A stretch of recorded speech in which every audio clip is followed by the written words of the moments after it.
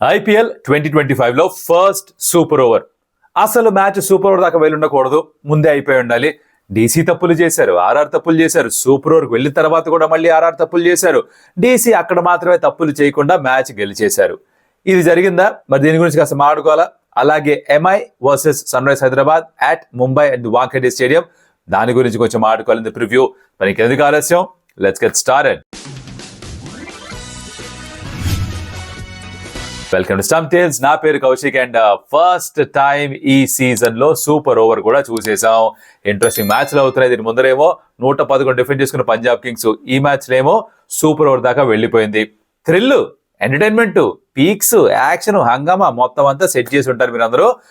చేయడానికి మటుకు దోలు తిరిగిపోతుంది ఇక్కడ. ఆ సూపర్ ఓవర్ రంగా లోపల గుబులు, అమ్మా ఇంకో 2 ఓవర్లు చేయాలా, అమ్మా ఇంత హై యాక్షన్. మా ప్రాబ్లమ్స్ మాకు ఉంటాయి. అక్కడ ఎనర్జీ మెయింటైన్ చేయాలి. అయిపోయింది మ్యాచ్ ఫిక్స్ అయిపోయి ఉంటాం, మళ్ళీ సడన్ గా డిఫరెంట్ స్టోరీ ఆల్ టుగెదర్. సరే, ఎంజాయ్ చేసే మ్యాచ్. నేను కూడా మొత్తానికి as a fan I really love the entire super over thing.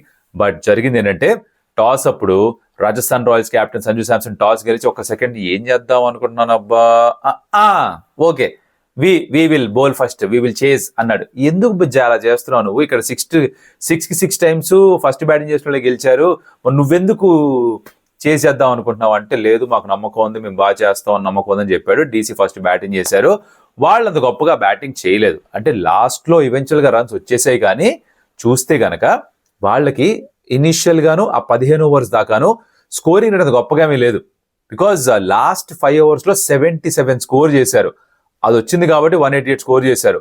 మీకు అనిపించుంటుంది మధ్యలో కేఎల్ రాహుల్ చాలా నెమ్మదిగా ఆడుతున్నాడా, ఎందుకు ఆ స్ట్రైక్ రేట్ బాగాలేదు, అండ్ అభిషేక్ పురల్ కూడా సెట్ ఉన్న తర్వాత కూడా ఎందుకు రన్స్ కొట్టట్లేదు అంటే, మీరు గమనించుంటే కనుక బాల్ ఆ స్లోవర్ బౌన్సెస్ వేసినప్పుడు, ఇంటు ద పిచ్ వేసినప్పుడు బాల్ కొంచెం గ్రిప్ అయి ఆగి రావడం, కొంచెం టర్న్ అయి రావడం, short making was difficult. So set అయి ఉన్న కేఎల్ రాహుల్ అండ్ పొరెల్ కూడా కష్టపడ్డారు. That is a fact. తర్వాత అక్షర్ పటేల్ వచ్చిన రన్స్ వచ్చాయి. ఎందుకు వచ్చాయి? The bowling was not good. కొన్ని ఫుల్ టాసెస్ వేయడం, కొన్ని స్లాట్లో వేయడం, ఆ లెంత్లో వేయడం, దానివల్ల అక్షర్ పటేల్ కొన్ని రన్స్ రావడం, కొన్ని 6 and 4 స్కోర్ చేశాడు, అండ్ మొమెంటం మారింది. దానివల్ల వాళ్ళకి ఈవెన్చువల్గా 20 ఓవర్స్ అయిపోయే సమయానికి 188 అయితే స్కోర్ చేశారు. దీంట్లో కొన్ని పొరపాట్లు చేశారు ఆర్ఆర్. వాళ్ళ ఫీల్డింగ్లో కొన్ని ల్యాప్సెస్ ఉన్నాయి. బట్ మోస్ట్ కాస్ట్లీయెస్ట్ థింగ్ ఏంటి అంటే, లాస్ట్ ఓవర్లో లాస్ట్ బాల్, అంటే లాస్ట్ ఓవర్ మొత్తం కూడా కొంచెం ప్రాబ్లం ఉంది, వాళ్ళు talking about that. But last ball Mahesh Theekshana catch పట్టాలి, పట్టుంటే రన్ లేదు, మనోడు పట్టలేదు, క్యాచ్ డ్రాప్ చేశాడు, రన్ తీశారు. మరి మ్యాచ్ సూపర్ ఓవర్ దాకా వెళ్ళింది, ట్రై అయిందంటే దానికి కారణం అదేగా. ఇప్పుడు మొత్తం అన్ని చూసుకుంటే, అంటే మీరు అనొచ్చు ఆ 20th ఓవర్లో 4 వైడ్లు వేసాడు కదా సందీప్ శర్మ, అది వాడికి ఇస్తా అని అడగచ్చు. 19 రన్స్ వచ్చాయి, అది వాడికి ఇస్తా అని అడగచ్చు మీరు. కానీ అవన్నీ ఉన్నా కూడా లాస్ట్ బాల్లో క్యాచ్ పట్టేసినా కూడా మ్యాచ్ గెలిచి ఉండేవాళ్ళు కదా, సూపర్ ఓవర్ దాకా వెళ్ళి ఉండేది కాదు కదా. ఇలాంటి పొరపాట్లు బోల్డ్ జరిగాయి అనమాట. పొరెల్ బాగానే ఆడుతున్నాడు, 23 సెకండ్ ఓవర్లో కొట్టాడు, ఈవెన్చువల్గా 49 కొట్టాడు, 1 shot of half century out అయ్యాడు. కరుణ్ నాయర్ అంటారా, this is cricket. This is exactly what cricket is all about, unpredictable at its best. ముందు మ్యాచ్లో ఏమో 89 స్కోర్ చేశాడు, ఈ మ్యాచ్లో 1 రన్ కూడా స్కోర్ చేయకుండా రన్అట్ అయిపోయాడు. తన తప్పే, పరిగెత్తుకుంటూ వెళ్ళిపోదాం అనుకున్నాడు. Porel was not ready, he said no, మనోడు పట్టించుకోలేదు, వెళ్ళిపోయాడు. తప్పులు జరుగుతుంటే, పొరపాట్లు జరుగుతుంటే తప్పు అనుకుంటారు, పొరపాటు అనడం సహజం. ఆ పొరపాటు చేశాడు, దానికి అవుట్ అయ్యాడు, వెనక్కి వెళ్ళిపోయాడు. తర్వాత వచ్చాడు KL Rahul. In fact if you look at his batting, తన ఫ్రంట్ లెగ్ క్లియర్ చేసి షాట్స్ ఆడాడు. ఈ సింపుల్ ఎగ్జాంపుల్ ఇస్తా. నార్మల్గా రోడ్ మీద వెళ్తున్నారు, హైవే కాదు, నార్మల్ రోడ్లో వెళ్తున్నారు, ఆ గతుకులు ఉన్నాయనుకో బండి స్లో అవుతుంది, అవునా? ఆ గతుకులు ఉన్నట్టుగానే ఊహించుకోండి. ఒక స్లోగా బాల్ ఆగొస్తుందంటే పిచ్ మీద గతుకులు ఉన్న రోడ్డు మీద డ్రైవింగ్ చేస్తుంటారు అనమాట. దానివల్ల మీరు ఒక సర్టన్ స్పీడ్లో వెళ్ళారు, మీ స్పీడ్ని మార్చుకుంటూ ఉండాలి. అదే చేసే క్రమంలో కొన్నిసార్లు షాట్స్ తగలవు, కొన్నిసార్లు షాట్స్ తగులుతాయి, కొన్నిసార్లు అనుకున్న చోటికి బాల్ వెళ్ళదు, ఇవన్నీ కూడా జరుగుతాయి. దాంట్లోనే ఇక్కడ కొంచెం ఇబ్బంది పడ్డారు Delhi Capitals batters KL Rahul and Porel ఇద్దరు కూడా. బట్ ఒకవేళ మీరు పొగడాలంటే ఆర్ఆర్ బౌలర్స్ని కూడా పొగడచ్చు. సందీప్ శర్మ వేసిన విధానం కావచ్చు, ఫ్యాబులస్, చాలా వేశాడు. ఆర్చర్ కూడా మంచి బౌలింగ్ వేశాడు. దేశపాండే ఇనీషియల్గా కొన్ని రన్స్ ఎక్కువ ఇచ్చినా కూడా తర్వాత బాగానే కంబ్యాక్ చేశాడు. వాళ్ళ స్పిన్నర్స్ గురించి మాట్లాడిన తీక్షణ బాగా వేశాడు. ఇన్ఫాక్ట్ రియాన్ పరాగ్ నుంచి కూడా ఒక ఓవర్ వేశారు, మధ్యలో 6 రన్స్ మాత్రం వేశాడు. సో లాస్ట్ 5 ఓవర్స్లో 77 స్కోర్ చేశారు. 2 ఓవర్స్లో 19, 2 ఓవర్స్లో 16, ఒక దాంట్లో 7, మొత్తానికి 77 పరుగులు వచ్చే లాస్ట్ 5 ఓవర్స్లో. దాంతో మొత్తం సీన్ రివర్స్ అయిపోయింది. వీళ్ళు 150, 160 కూడా కొట్టరేమో అన్న సిచ్యువేషన్ నుంచి 188 దాకా వెళ్ళిపోయింది. లాస్ట్ ఓవర్లో సందీప్ శర్మ వేసిన వైడ్స్, అంటే వైడ్ యార్కర్స్ వేద్దాం అనుకున్నాడు. వైడ్ యార్కర్స్ అంటే ఆఫ్ స్టంప్ కి దూరంగా వేసే యార్కర్స్ అనమాట. అవి ఎగ్జిక్యూషన్ సరిగ్గా అవ్వలేదు. డౌన్ ద లెగ్ సైడ్ కొన్ని వైడ్స్ వేశాడు. ఆ ఓవర్ అలా వెళ్తూనే ఉండింది. 19 రన్స్ వచ్చే ఓవర్లో కూడా and of course last ball కా క్యాచ్ డ్రాప్. దీంతో మొత్తం కలిపి 188 స్కోర్ చేశారు Delhi Capitals, which give a stiff target to Rajasthan Royals.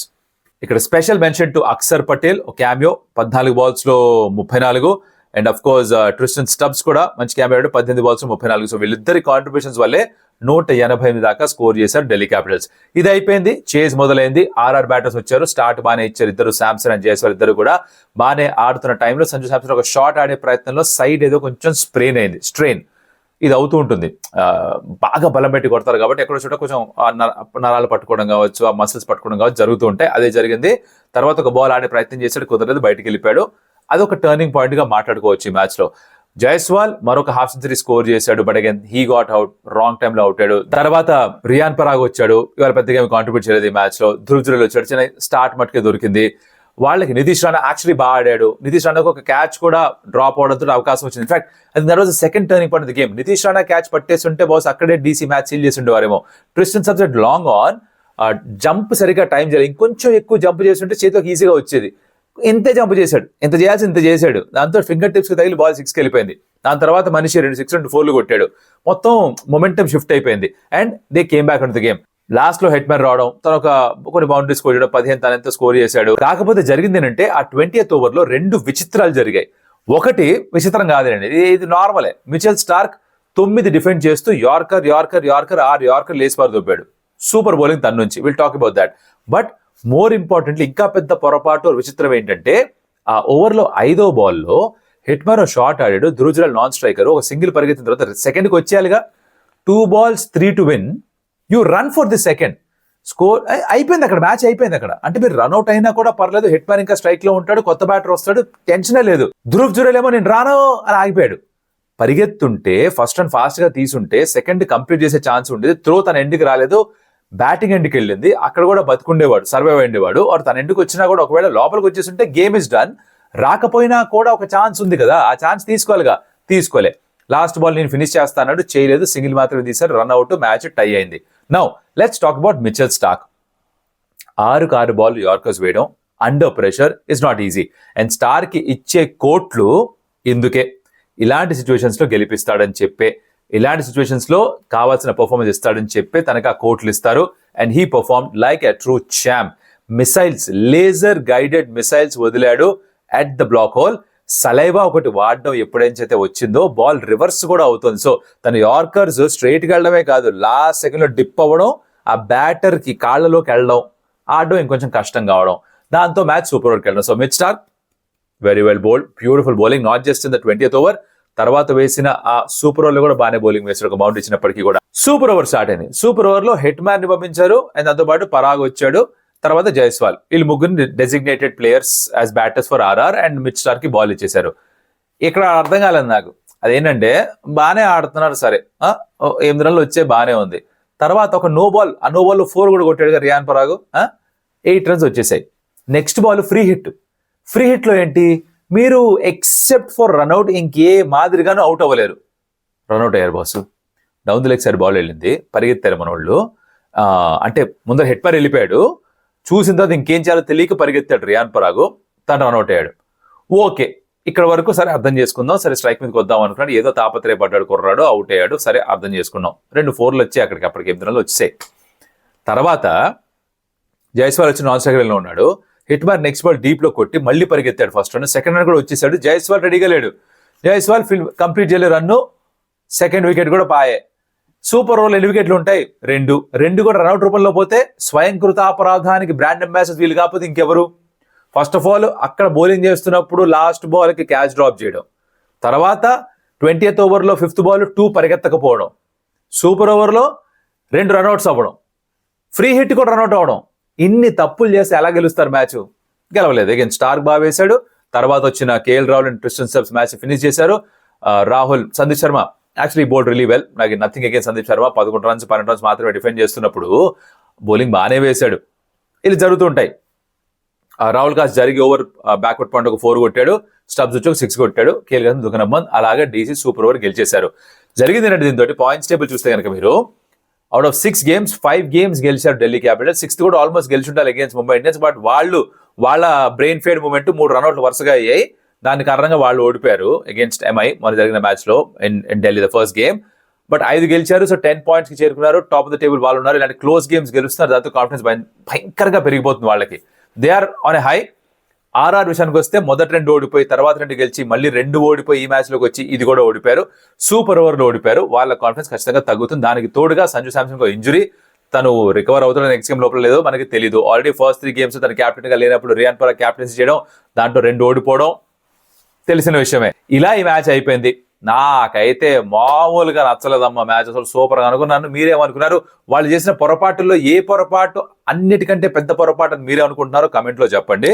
అలాగే ఇప్పటిదాకా వీడియో చూస్తుంటే కనుక లైక్ చేయండి. మరి మంచి మ్యాచ్ చూసాం, వీడియోలో ఏమైనా నచ్చుంటే లైక్ చేసి పెట్టండి. అలాగే స్టంప్ టిల్స్ సబ్స్క్రైబ్ చేసుకోండి, that will help us grow a little more అనమాట. Okay, next we'll talk about the preview. This is MI versus Sunrisers Hyderabad at Mumbai's Wankhede stadium. Expectations ఏంటి అంటే ముంబై గెలిచి వస్తున్నారు ఒక క్లోజ్ గేమ్, SRH గెలిచి వస్తున్నారు ఒక హై స్కోరింగ్ రన్ చేసి గెలిచి వస్తున్నారు. We saw 141 from Abhishek Sharma, Travis Head నుంచి ఒక హాఫ్ సెంచరీ చూసాం. వాళ్ళిద్దరు పర్ఫార్మ్ చేస్తే they tend to win more of than not. అదే జరిగింది. MI యాజ్ అ టీమ్ కలిసికట్టుగా ఆడి గెలిచారు. కరుణ్ నాయర్ 89 స్కోర్ చేసినా కూడా దాని నుంచి కోలుకొని బయటకు వచ్చి లాస్ట్ లో 3 రన్అట్స్ చేసి అలా టీమ్ పర్ఫార్మెన్స్ తో వాళ్ళు గెలిచారు. They score 205, so good on the batters, they did well. Now move to Wankhede. Expectations ఏంటి? పిచ్ ఎలా ఉండబోతుంది? Usually Wankhede is high scoring venue, usually అక్కడ బ్యాటింగ్ కండిషన్స్ ఫ్రెండ్లీగా ఉంటాయి. MI కూడా వాళ్ళ బ్యాటింగ్ మీద నమ్మకం ఎక్కువ ఉంది కాబట్టి మంచి బ్యాటింగ్ ట్రాక్స్ వాళ్ళు తయారు చేసుకుంటారు. కాకపోతే ఇక్కడ సన్ రైజ్ హైదరాబాద్ కి మంచి బ్యాటింగ్ ట్రాక్ ఇస్తే ఏం జరుగుతుందో ఎవరికి తెలియదు. లాటరీయే కదా, కొడితే 240, లేకపోతే ఆ భయం ఎప్పుడూ ఉంటుంది, ఆ కంగారు ఎప్పుడూ ఉంటుంది. సో ప్యూర్ బ్యాటింగ్ ట్రాక్ ఇవ్వడానికి కొంచెం సంకోచం ఉండొచ్చు. అలా అని చెప్పేసి వాళ్ళ బలం కూడా బ్యాటింగే అయినా కూడా మేము ఛాన్స్ తీసుకుంటాను, కొంచెం స్లో చేసి కాస్త టర్న్ ఉండే ట్రాక్ ఇస్తారా అన్నది నాకు ఎక్కడో ఒక చిన్న కొట్టేస్తోంది. ప్లేయింగ్ లెన్స్ విషయానికి వస్తే MI I don't see them making any major changes. ఒకటేనంటే విఘ్నేష్ పుత్రని ఆడతారు, ఒక స్లో ట్రాక్ ఉంటే విఘ్నేష్ పుత్రని ఆడించాలి, because it will help with his spinners.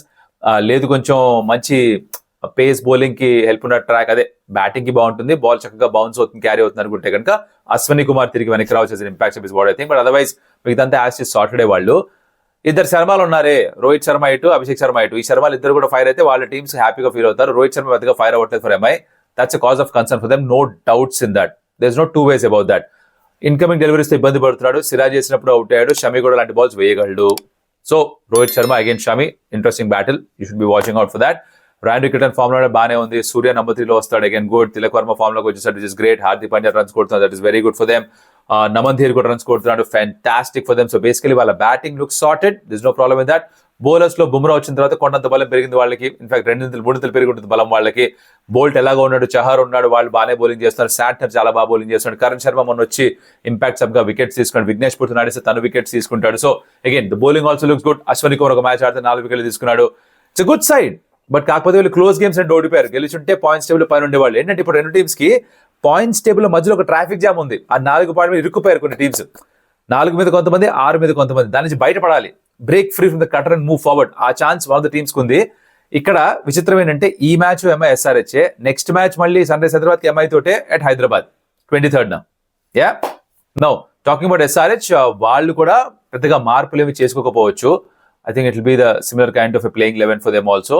Again depending on the pitch, ఎక్కువ టర్న్ ఉంటుందా అనుకుంటే రాహుల్ చర్నాని ఆడిస్తారా, because Zampa is not available anymore, will talk about that.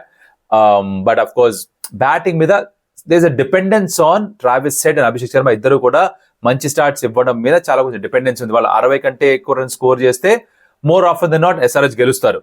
ప్రతిసారి జరుగుతుందా? జరగదు. కానీ వాళ్ళు కన్సిస్టెంట్ గా స్కోర్ చేస్తారా? చేయరు. బట్ ఎక్స్పెక్టేషన్ అదేనా? అదే. అది జరిగితే SRH గెలుస్తారు, బికాస్ అది జరిగినప్పుడు వాళ్ళ 3, 4, 5, 6 become more effective. That's what we've seen in the past. Now ఇప్పుడు what to talk about is changes that has happen in the squad. దానికంటే ముందర చెప్పు కౌశిక్ సెగ్మెంట్ స్టార్ట్ చేసాం. అంటే మీరు నాకు క్వశ్చన్ పంపిస్తారు వీడియోగా రికార్డ్ చేసి, దానికి మనం రియాక్ట్ అవుతుంటాం. కాబట్టి దాంట్లో ఒక క్వశ్చన్ వచ్చింది మనకి, take a look at that. Hi Kaushik bro, this is Vamshi Krishna and my question is, Adam Zampa injure అయితే అతని ప్లేస్లో స్మరణ్ రవిచంద్రన్ వచ్చాడు.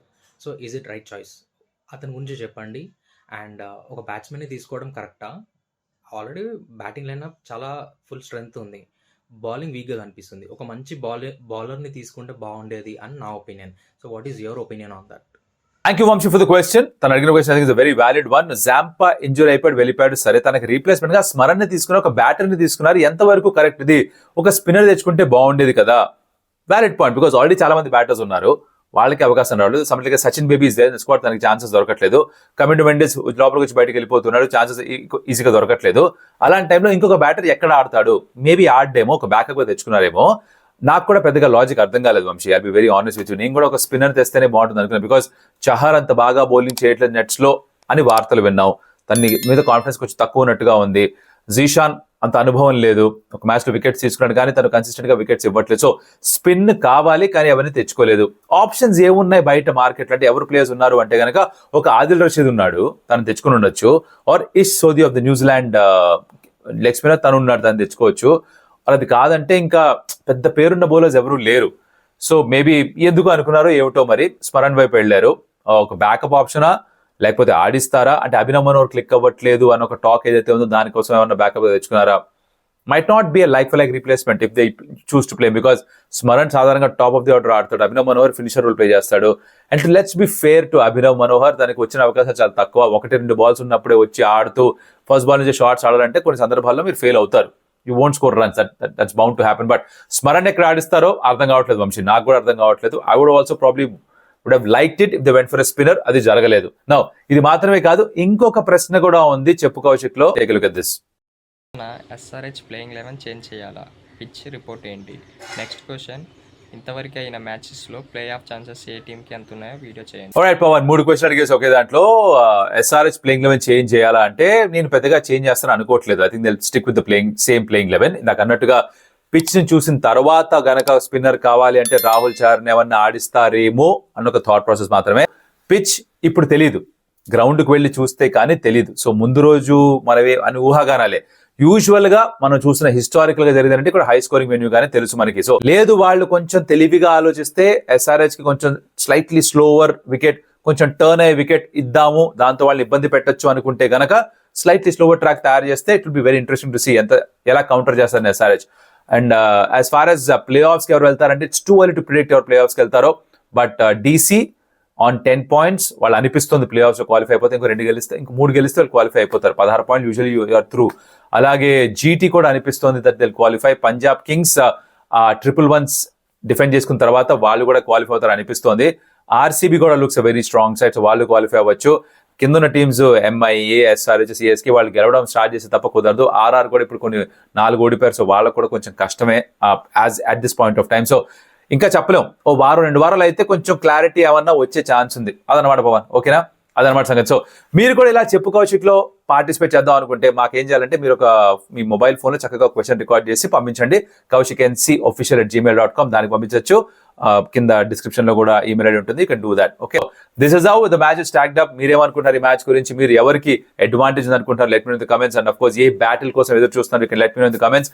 Like the video, share it your friends and subscribe to Stump Tales because that will give us lot of motivation and validation. మళ్ళీ కలుస్తాం. అప్పటిదాకా సెలవు. Adios Amigos.